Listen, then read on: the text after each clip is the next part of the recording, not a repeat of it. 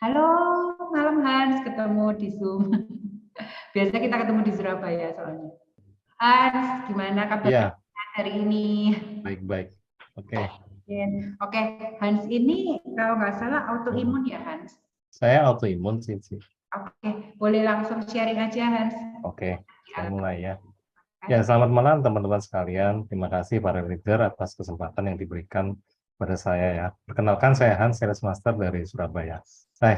Berawal di bulan Mei 2022 lalu, saya itu mendadak secara tiba-tiba tidak dapat bergerak akibat nyeri yang hebat di bagian sendi-sendi saya di tubuh saya.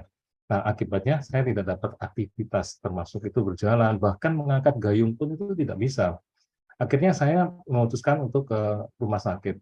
Pada awalnya rumah sakit itu susah loh mendiagnosa apa yang terjadi di diri saya ini. Akhirnya saya menjalani rangkaian-rangkaian pemeriksaan di laboratorium.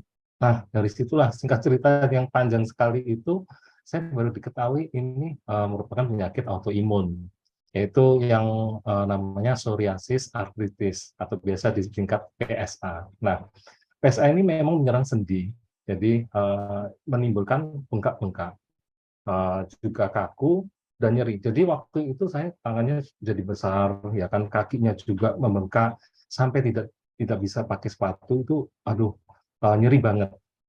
Jadi saya bingung waktu itu mau gerak gimana, berjalan juga nggak bisa. Jadi akhirnya cuma bisa di tempat tidur aja gitu.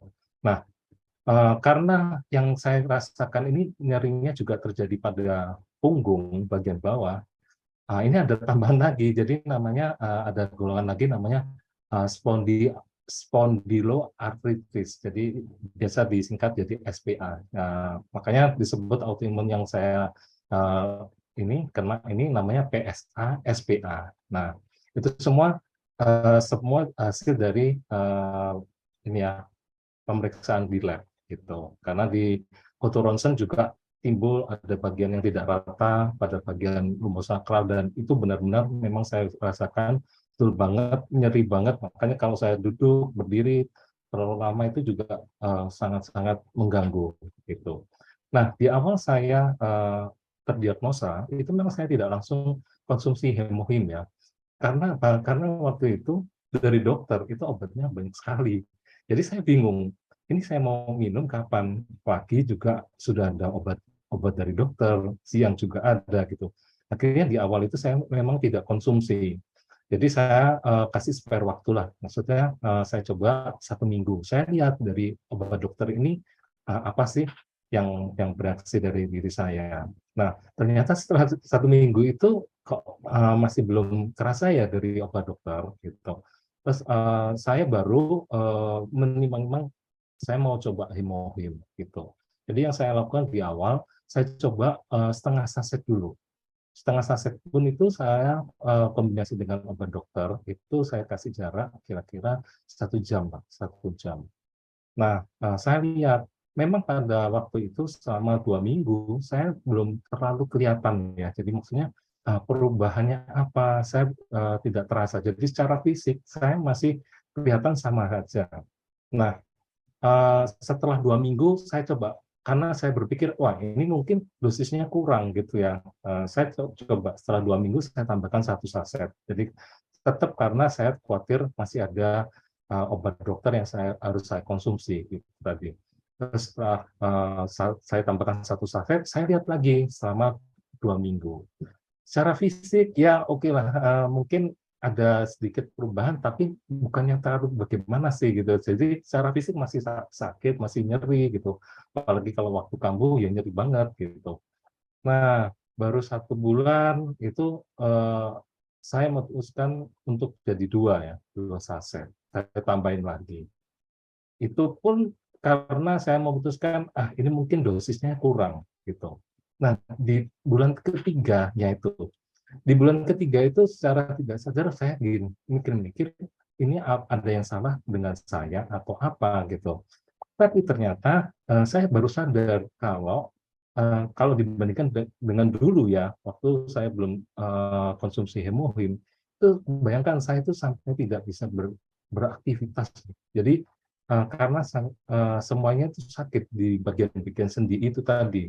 Nah, kalau setelah 3 bulan itu saya oke lah, saya mulai bisa bisa beraktivitas, saya bisa keluar, saya juga bisa setir motor gitu kan, juga bisa apa ya, melakukan aktivitas-aktivitas yang mungkin tidak senormal biasanya sih. Karena tetap tetap ada kalau dari dokter itu tetap harus menjaga istilahnya gitu kan, masih dalam perawatan itu tadi. Jadi sampai sekarang ini memang saya masih berprogres ya, tapi saya percaya eh, ke depan, jadi sewaktu saya memberikan testimoni lagi, saya percaya sudah sembuh total dan eh, saya senang banget dengan adanya Hemohim ini karena saya juga merasa lebih berenergi sih. Itu. Mungkin sekian testimoni dari saya sih, semoga bermanfaat. Hans, luar biasa, terima kasih ya udah mau berbagi. Ya, Karena saya sama-sama. tahu Hans waktu di Surabaya juga orangnya sangat aktif sekali ya. Pada waktu Hans divonis autoimun tuh usia berapa ya? Saya 40 sih. Ya baru aja sih.